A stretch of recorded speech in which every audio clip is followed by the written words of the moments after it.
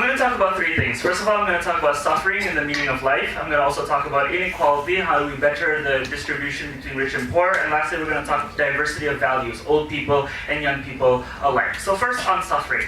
What government side doesn't understand is that alongside the development of technology that prolongs your life, other technology development still exists, and the development of technology that is going to increase the comfort of your life continues to also evolve. So even when we're able to prolong our life beyond 100 years, for example, there's also going to be coupled with other technology that can make that type of age bearable, for example, in order for us to live that life. So these are things that are controllable, for example, in something that we are already progressing. But on their side of the house, they are unable to control the fact that some people are depressed or some people die shortly with unfulfilled life. And that's a suffering that cannot be mitigated without the ability for you to have second chances, for example, the opportunity to try to pursue other things in the future. But also, even if you're unable on our side to get all your ambitions, the perceived control of hope that the additional time can give you is already better than feeling despair. Because on your side of the house, you already have to submit yourself to the limited amount of time and only have to feel that this is beyond my control to find my ambitions. But on our side of the house, when you're able to prolong your life, even if you don't get your ambition, for example, you have that hope, for example, that not everything is completely broken yet, not everything is completely destroyed yet, for example, and that allows people to try to live a meaningful life in the future for them to want to get their ambitions, for example. And we think this is important because for the majority of people, time is the most limiting factor for many of their ambitions. Time is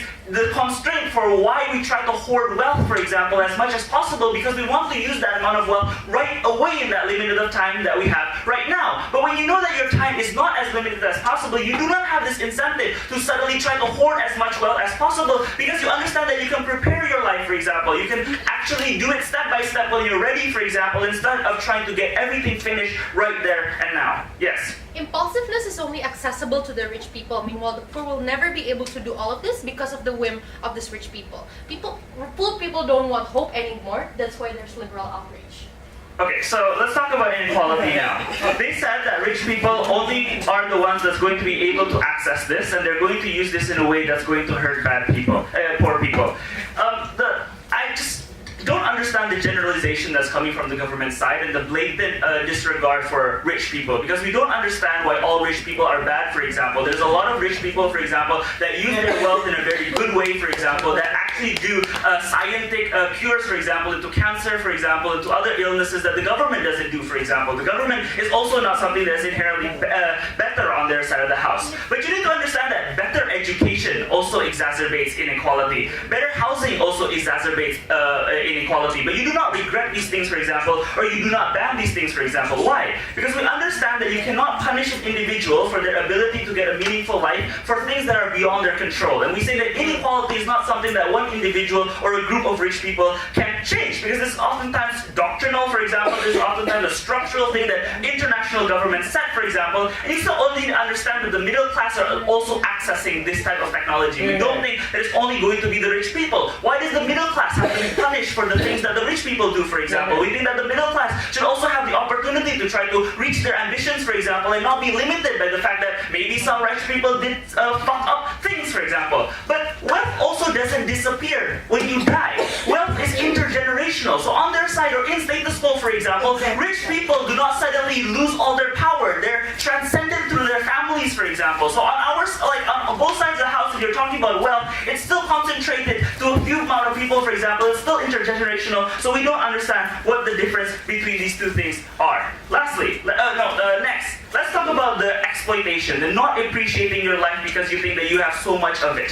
What you need to understand, what Ricky has already said, is that when you're rushing to do things, you are more likely trying to absorb as many resources as possible and trying to be as most exploitative as possible. For example, the current generation is destroying the environment right now because they understand that the responsibility and the feeling of environmental destruction in the future is not something that they have to bear. I'm not going to be the one that's going to feel climate change, for example, because I'm not the one that's going to live at that direction. But when people understand that their decision making right now has a prolonged effect for them in the future, in the far future, for example, they're less likely, for example, to just think about themselves and urgently exploit everything in order to maintain their own life, because they have to be responsible for more more of their life in the future. No, thank you. But this also means that people are not rushed, for example, to go to marriage, to go to, for example, university and try to use out all their wealth. They're able to prepare it in a good way. So when you make a mistake, the thing that you do is not resort to crime, for example, corruption or other things. You already planned it out so that so you don't have to do this amount of exploitation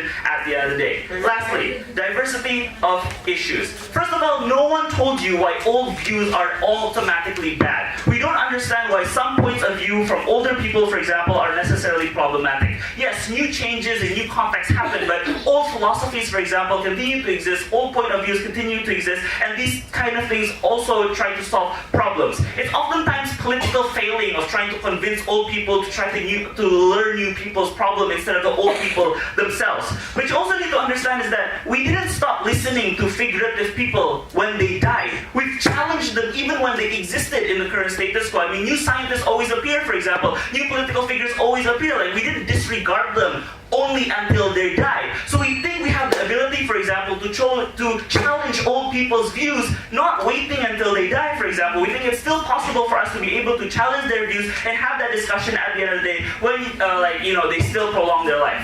What you need to understand in this debate is that many of their benefits were still very speculative. It happens in a societal and blaming other systems, for example. What you need to understand on our side is that the ability for you to be able to choose when to die. And this is something that CG doesn't understand. Because not everyone wants to live forever and ever. Sometimes there's the point when you're satisfied, for example, and you've gotten that closure at the end of the day. And we think that at that moment, people are able to live a dignified life and die when they want to, for example. And we think the power for you to choose that instead of environmental factors to choose that is extremely important. Lastly, about very bad people like Kim Jong-un and Hitler, for example, we didn't defeat Hitler because he died naturally. We killed him.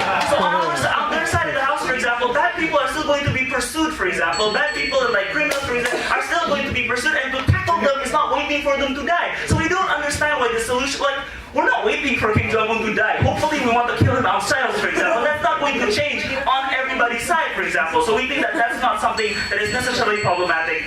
We beg to oppose.